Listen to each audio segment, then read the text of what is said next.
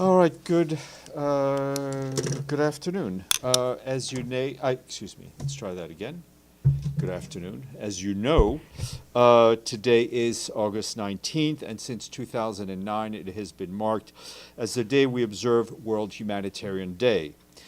August 19th was chosen because it is also the day back on August 19th, 2003, when 22 of our United Nations colleagues were murdered by the terrorists who attacked the UN headquarters at the Canal Hotel in Baghdad. Earlier today, on behalf of the Secretary General, Undersecretary General for Operational Support Atul Khare, accompanied by survivors of the bombing, led a remembrance ceremony here at UN headquarters. In a message for the day, the Secretary General notes that humanitarian workers are the lifeline for over 300 million people caught in conflict or disaster, yet he says funding for that lifeline is drying up, and those who provide humanitarian aid are increasingly under attack. The Secretary General points out that last year, at least 390 aid workers, a record high, were killed across the world, from Gaza to Sudan to Myanmar and beyond. On this World Humanitarian Day, he called on all to honor the fallen with action. Together, he adds, let us say in one voice, an attack against humanitarians is an attack against humanity. For its part, the Office of the Coordination of Humanitarian Affairs is calling for urgent action as attacks on aid workers hit another record. Our humanitarian colleagues point out that a 31% surge in aid worker deaths in 2024 compared with the previous year was driven by the relentless conflict going on in Gaza, where 181 humanitarian workers were killed, and in Sudan, 60 lost their lives. In Gaza, 520 workers, mostly UNRWA staff, have been killed since October 2023. It is the deadliest place for humanitarians. Speaking a short while ago, Tom Fletcher, our emergency relief coordinator, said that this is more than just a statistical spike. It is a stain, the normalization of violence against this community. He added that each attack on a colleague is an attack on all of us, and we do not accept it. His statement, I think, was shared with you.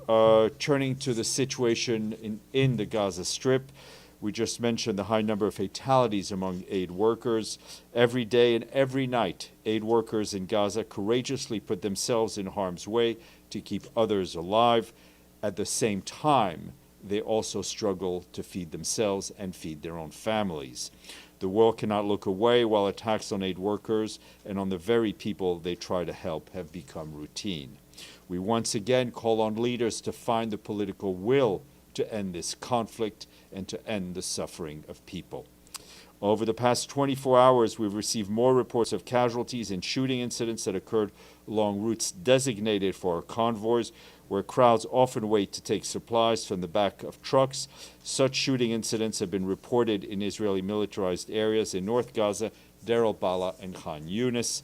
Meanwhile, our colleagues on the ground also report intense hostilities between Israeli military and Palestinian armed groups. Over the past 24 hours, this has included airstrikes and shelling across 5 neighborhoods of Gaza, with reports of tanks and ground troops advancing. Yesterday, the United Nations and NGOs based in the occupied Palestinian territory warned in a joint statement of the impact of the intensified offensive in Gaza City announced by Israeli authorities, which, as you can imagine, will result in mass displacement of human beings. They said this will have a horrific impact on people already exhausted, already malnourished, already bereaved and displaced, and deprived of the most basic needs for their bare survival. Forcing hundreds of thousands to move south is a recipe for further disaster and could amount to forcible transfer. We and our NGO partners stress that our teams will remain in Gaza City to provide life-saving support as part of their commitment to serve people wherever they are. And they remind parties of their obligations to protect civilians, including humanitarian workers and those who cannot or choose not to move, and safeguard humanitarian facilities and other civilian infrastructure.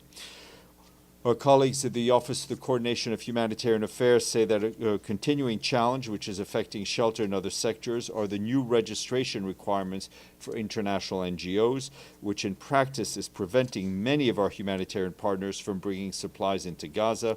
To secure registration, international NGOs are required to share sensitive personal information about Palestinian employees, often contrary to their country's domestic legislation, and to submit to conditionalities which could impact the ability to advocate for protection of civilians and humanitarian space. Starvation in Gaza persists, and incoming supplies remain far from sufficient and do not necessarily reach the most vulnerable. We once again call for a significant scale-up of private sector operations, as well as for full facilitation of community-based deliveries by a wide range of humanitarian organizations, local organizations, and international organizations alike, with supplies to be allowed to enter through all available crossings, including those leading directly into northern part of Gaza. Turning to the Democratic Republic of the Congo, I can tell you that we strongly condemn the attack carried out by the Allied Democratic Forces, known as the ADF, in several localities in Beni and Lubero territories in North Kivu province and the eastern part of the DRC. The attacks, which took place between the 9th and the 16th of August, claimed the lives of at least 52 civilians, including 8 women and 2 children. The death toll, according to our peacekeeping colleagues on the ground, may very well rise. The UN mission notes that the violence was accompanied by abductions, by looting, and by the burning of homes, of vehicles and motorcycles, as well as the destruction of property belonging to population who are already facing a dire humanitarian situation, as we routinely update you.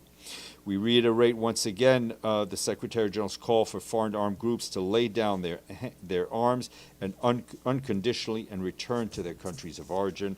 The UN mission urges the Congolese authorities to conduct thorough investigations to identify those responsible for the massacre of civilians and bring them to justice.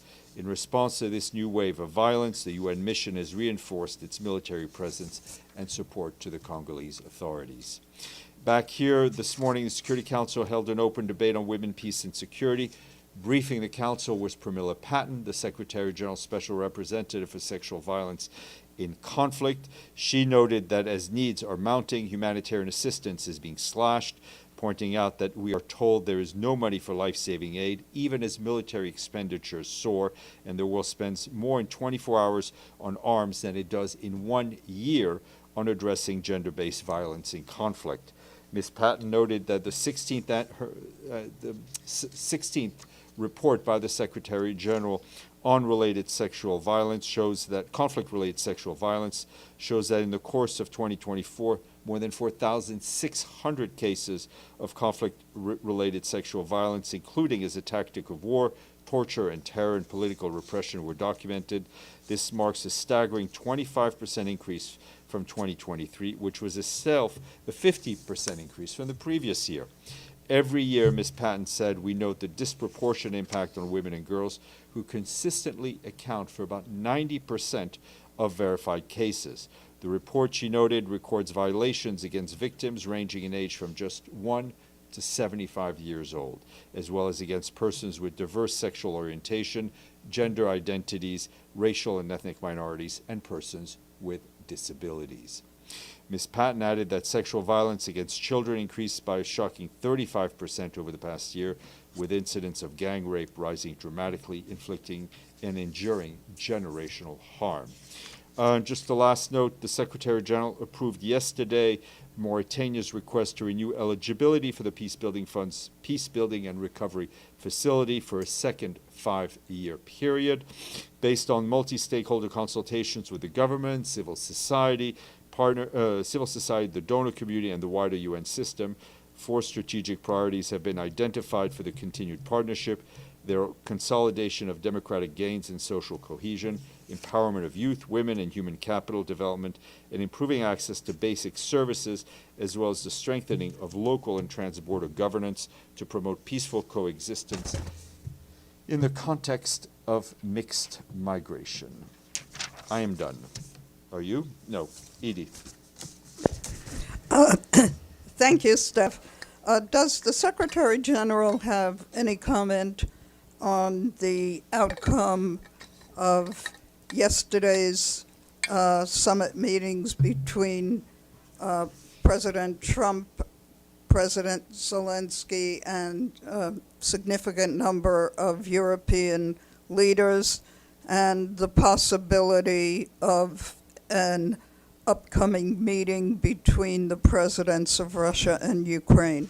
Well, I can tell you that the Secretary General very much welcomes the recent diplomatic engagements spearheaded by the United States and President Trump, focusing on achieving a peaceful settlement in Ukraine.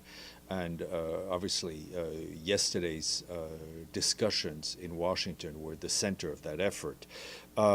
For him, it's very important that all involved continue to stay actively engaged in what we want to see as an inclusive dialogue to sustain the important momentum that was created to bring an immediate ceasefire and sustainable peace in Ukraine. I have short-term memory on Tuesday. What was the second part of your question? The meeting. Oh, a potential meeting? Mm-hmm. Okay, so thank you, Benno. Listen, I think there's a lot of discussion going on about potential dialogues, formats, location.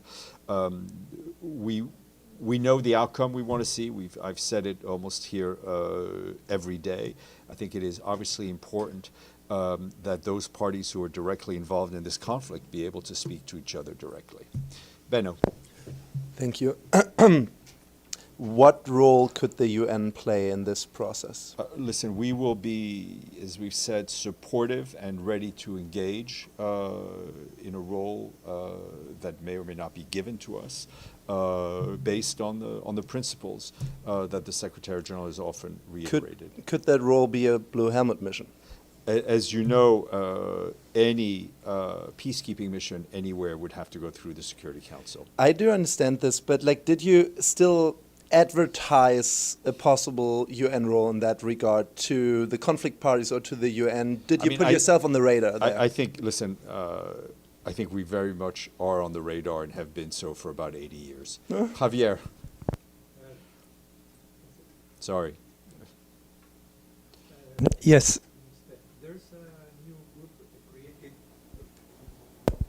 created 2 weeks ago called UN Staff for Gaza, which is performing today the first public appearance at the Noted Gun. The fact that they have organized out of the framework of the United Nations may seem that they are not happy with the UN stance and positions on Gaza. What do you think of the group and the activity they are having today? I think, as I said, this is not an official, this is a group of, from what I know, right, a group of staff members who have banded together. My understanding is that their focus is on, especially today, on our colleagues who have been lost in Gaza. Morad, then Deji, then Abdelhamid. Thank you, Stéphane.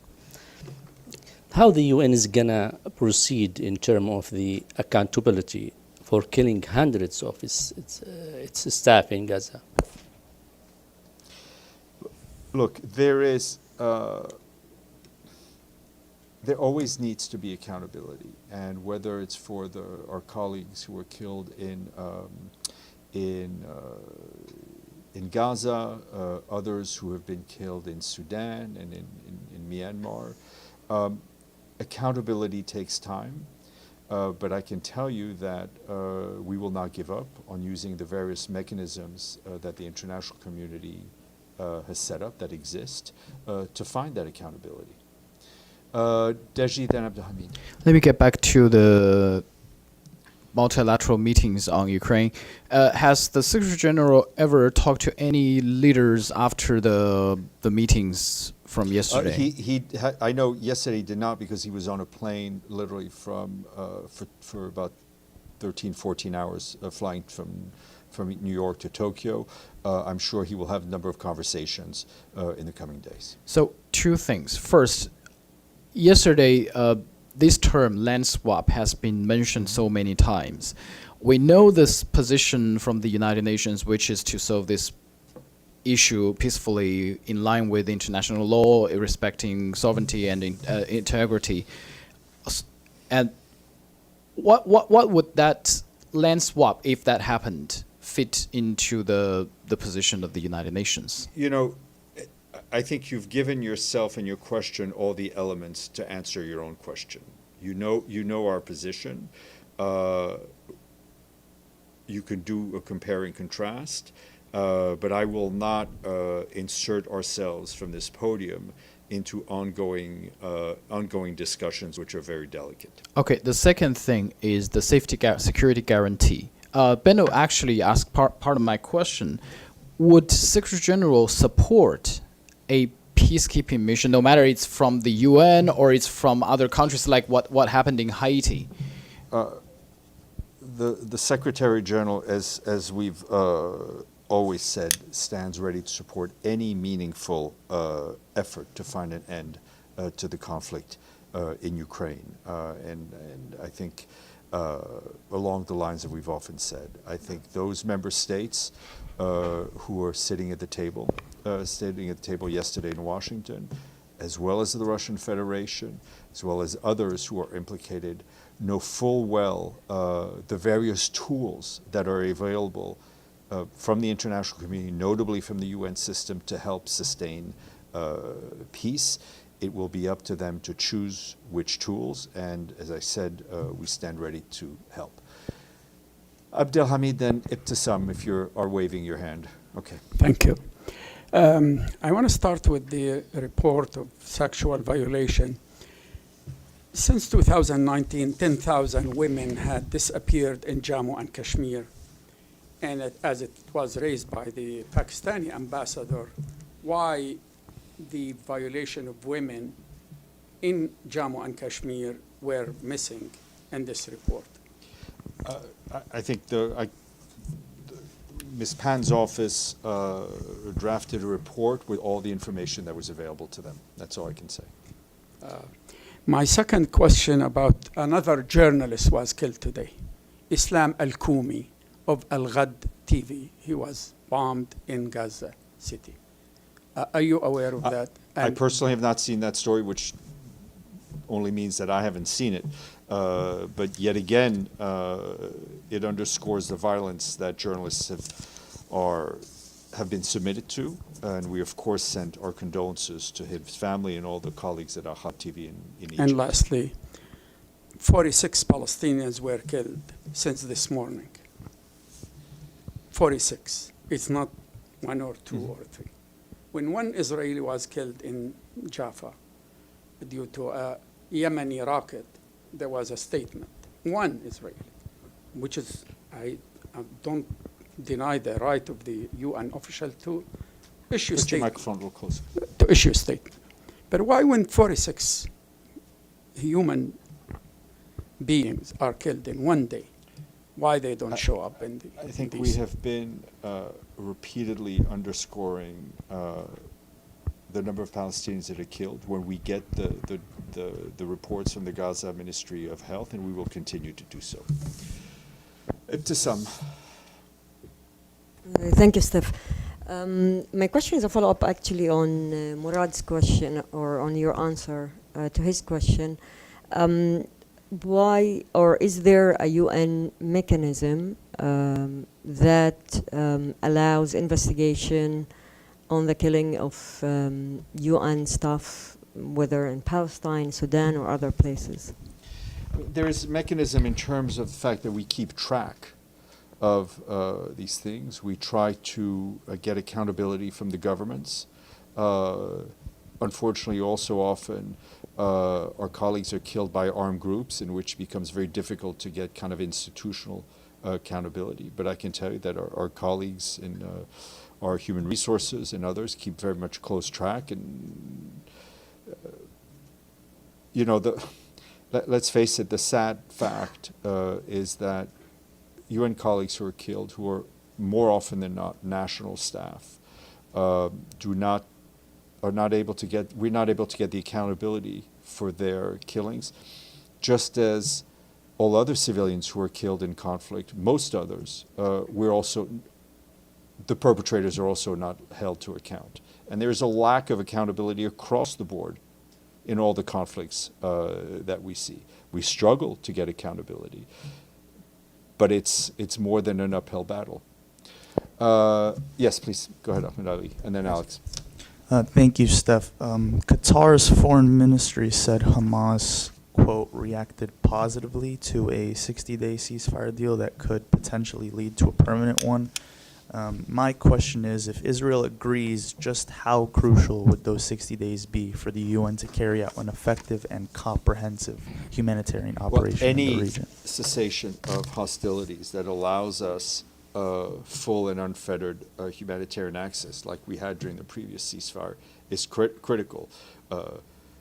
Whether it's 1 day, 60 days, 600 days, or permanently, we will take what we can get and build on that. Alex. Thanks, Steph. I also have a follow-up on yesterday's meeting on Ukraine in White House. You just mentioned that you're sure that the Secretary General will have a number of conversations with those who were at the White House yesterday. Could you please be more specific? No, I'll be specific when they happen. Sure, thank you. All right. Yes, Eric. Melinda, my question is about North Korea.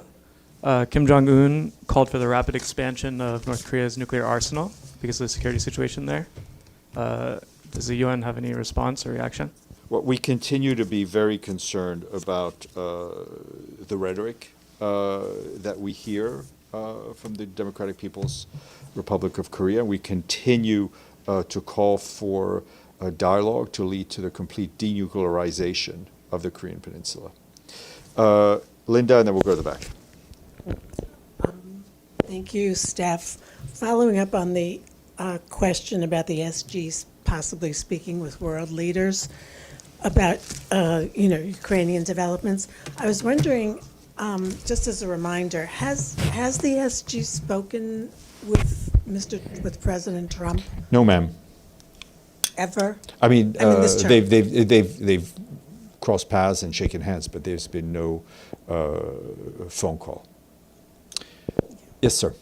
Okay, thank you, Steph. A follow-up on yesterday's summit. You mentioned just now that the UN was not involved in the summit. And as we know, the United Nations is the major international institution on world peace and security. Are you worried that the United Nations will be sidelined in any future peace deal between Ukraine and Russia? No, listen, for us, it's the outcome is the most important. For us, the respect for the Charter and international law is most important. There are some conflicts in which we are involved, which we have a mandate, and others that we're not. We will support whatever works best, works best, and that respects the ideals of the Charter and international law. Thank you all. Have a good day. See you tomorrow, huh? Of course.